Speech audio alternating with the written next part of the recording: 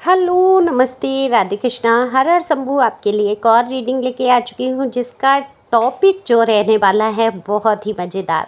जैसा कि आपने देख ही लिया, आपको लेकर समाज में क्या चर्चाएं हो रही हैं, तो सारा कुछ जानने की कोशिश करेंगे टैरो कार्ड के माध्यम से। जनरल रीडिंग रहने वाली है, ज़रूरी नहीं आपसे रिजोनेट हो। मेल फीमेल यहाँ दोनों के लिए समान। मैं हमेशा कहती हूँ एनर्जी का कोई जेंडर नहीं होता, ठीक है। आप एक एनर्जी हैं, आपकी एनर्जी मुझ तक आती है। और वो एनर्जी कैसे आती है? जब आप सब्सक्राइब करते हैं, कमेंट्स करते हैं, लाइक करते हैं, तो उसके माध्यम से आपकी एनर्जी मुझ तक आती है। सुपर थैंक्स भी दे दिया करो कभी कभी अपनी दीदी को, उसमें थोड़े से पैसे आपके खर्च हो जाते हैं। तो सब्सक्राइब करके अपनी एनर्जी सेंड कीजिए, जिससे कि मैं आपके लिए रीडिंग कर सकूं।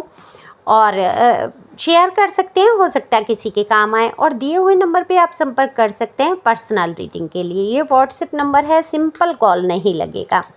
तो पर्सनल रीडिंग देखो फ्री नहीं है, आपकी एनर्जी फीस वहाँ लगती है, जो कि एक निश्चित है। डीपी पर ही दिया है सारा चार्ज, ठीक है। अगर 1 या 2 क्वेश्चन की बात है तो वो आप अलग से मैसेज करके पूछ सकते हैं और अपना टाइम बचा सकते हैं। तो चलते हैं रीडिंग पे। अगर आपको रीडिंग बुक करानी हो तो आप निसंकोच करा सकते हैं। आपकी प्राइवेसी रखी जाती है, आपकी कोई भी बात बाहर लीक नहीं होती है, ये ध्यान रखेंगे। यानी कि पर्सनली ही रीडिंग होती है। तो जैसे कि मैंने बोला, कार्ड जो है शफल कर लिए हैं मैंने, और बिल्कुल जानने की कोशिश करते हैं कि समाज में क्या चर्चा। अब समाज क्या है आप सभी को पता है। यहाँ सामाजिक विज्ञान तो मैं पढ़ा नहीं रही हूँ जो मैं बताऊँ कि मनुष्य एक सामाजिक प्राणी है। उसके आसपास जो लोग रहते हैं उन्हीं 4 लोगों से बना हुआ एक समाज होता है।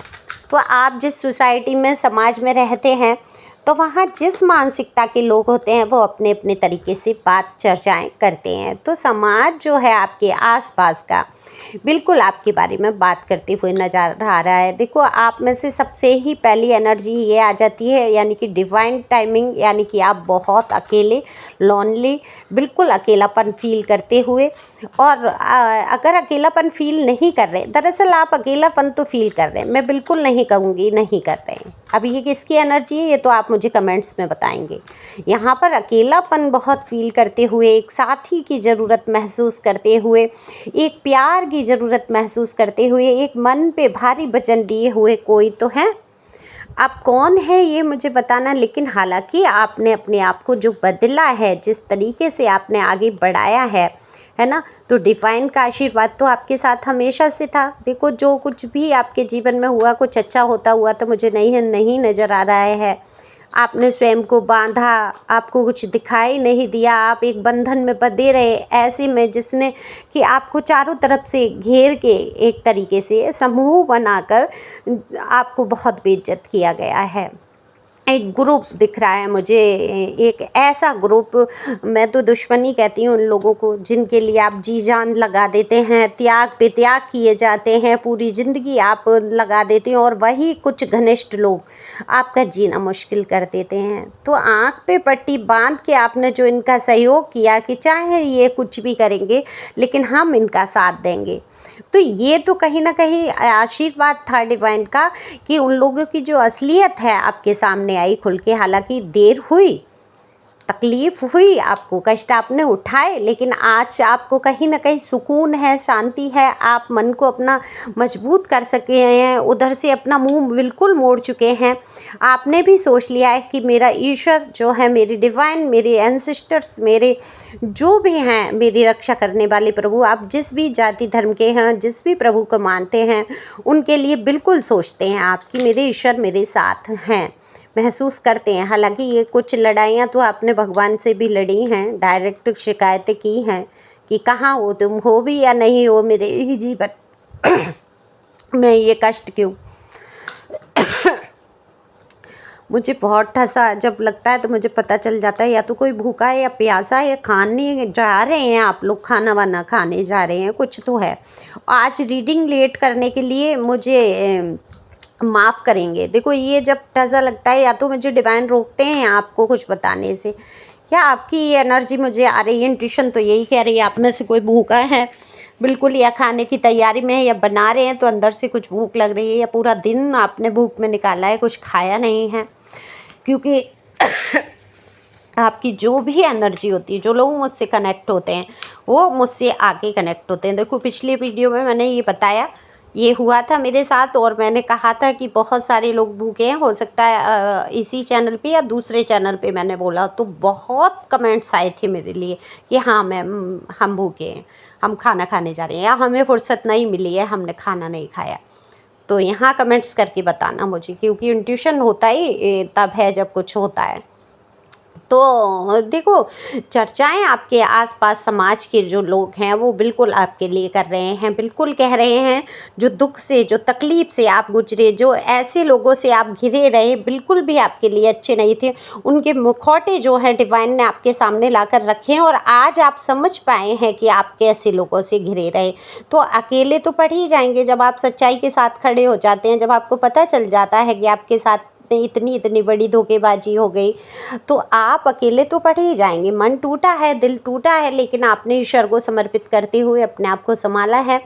तो समाज यही कह रहा है कि आपके पास जो है कोई तो डिवाइन की ब्लेसिंग है, कोई तो शक्ति है जो आपको इतना ताकत दे देती है कि आप हर समस्याओं से निकलने के बावजूद भी अपने आप को संभालते हैं। अब भाई ये आपकी रीडिंग ही ऐसी निकल के आती है, तो मैं ये शब्द आप कहेंगे ये ज़्यादातर बोला जाता है, बोला नहीं जाता है, ये एनर्जी है आपकी।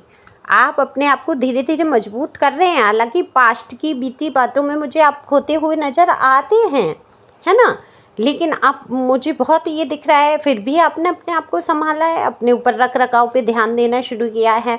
तो जिस तरीके से आपने अपने आप को मेंटेन करके रखा है, देखो आप जब हाई वैल्यू पे पहुंच जाते हैं, है ना, हाई वैल्यू पे पहुंच जाते हैं, तो आपके पास तक, नज़दीक तक पहुंचने के लिए बड़ा सोर्स चाहिए। हाई वैल्यू क्या है? एक इमेज आप अपनी जब मेंटेन कर लेते हैं, डिवाइन पर छोड़ देते हैं, ईश्वर की जब शरण में व्यक्ति चला जाता है ना। ये मैं बिल्कुल नहीं कह रही हूँ तिलक लगा के, माला पहन के और दीपक घंटियाँ करने ही वाला ईश्वर की शरण में है। कभी कभी ये सब वो भी दिखावा करते हैं जो आपके साथ बहुत बुरा कर रहे होते हैं।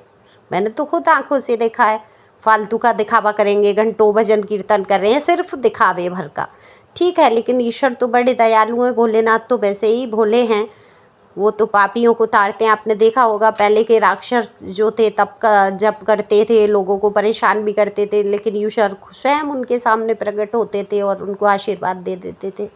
तो ईश्वर तो भोलेनाथ है, उनका नाम पुकारने से, उनकी सेवा करने से फल उनको भी दे देते हैं, वो राक्षसों को भी माफ़ कर देते हैं। एक उदाहरण के तौर पे वो दिखाते हैं, प्रस्तुत करते हैं कि आप बुरे से बुरे इंसान को भी उसकी अच्छाई के लिए माफ़ कर सकते हैं। अगर उसके अंदर एक दो गुण अच्छे हैं तो आप उसकी बुराई छोड़ के, जो उसके अंदर एक बुराई, एक अवगुण है, उसको छोड़ के अगर आप माफ़ करते हैं तो ये आप कहीं ना कहीं ईश्वर के ही तुल्य हो जाते हैं।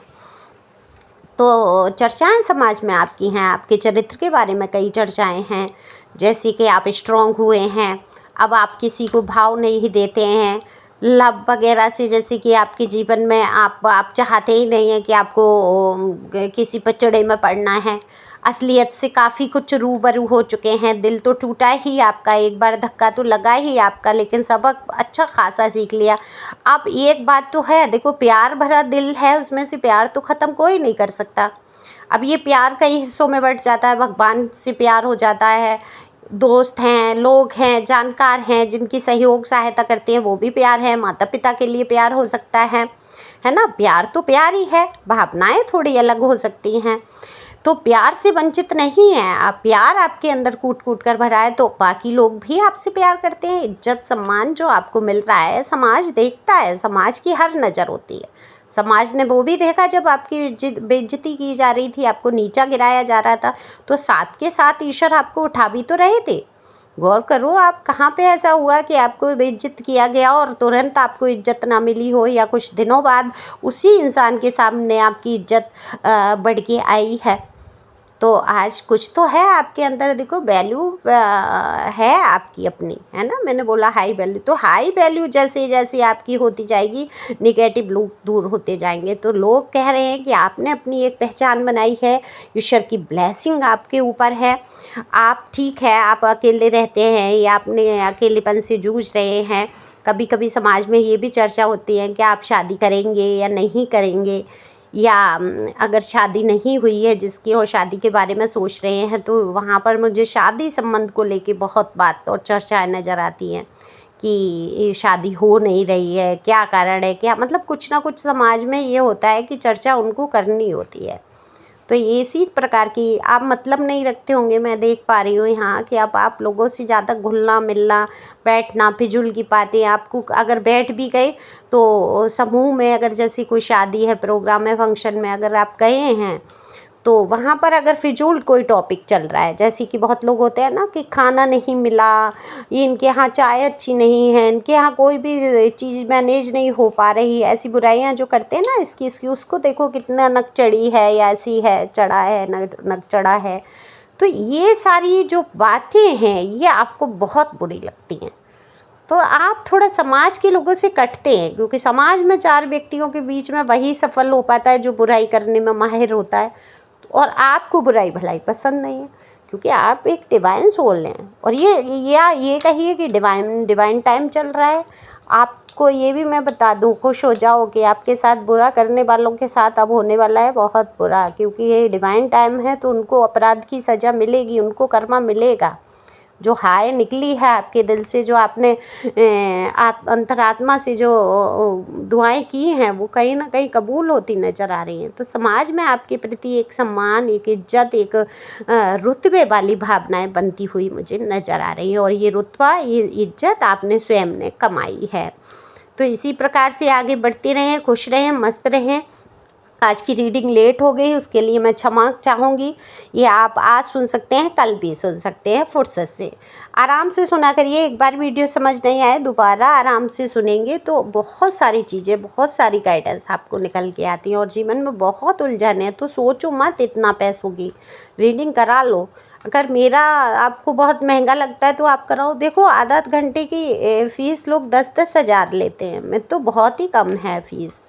ओके, तो समझो इस चीज़ को। टैरो ऐसे ही हर इंसान नहीं करा लेता है, जिस पे सहूलियत होती है, जिसका स्टैंडर्ड मेंटेन है, जिसने अपने को हाई लेवल पे पहुंचा लिया। वो पैसों की बात नहीं कर रही हूँ, एक लेवल आगे बढ़ जाता है टैरो सुनते सुनते, कितने ज्ञान में हो जाते हैं आप, समझ रहे हैं ना। वो टैरो तक ईश्वर की मर्जी होती है, आता ही है। तो अगर आपके मन में है तो उलझन से बाहर आके रीडिंग लीजिए, बहुत कुछ परिवर्तित हो जाता है लाइफ में। Thank you so much.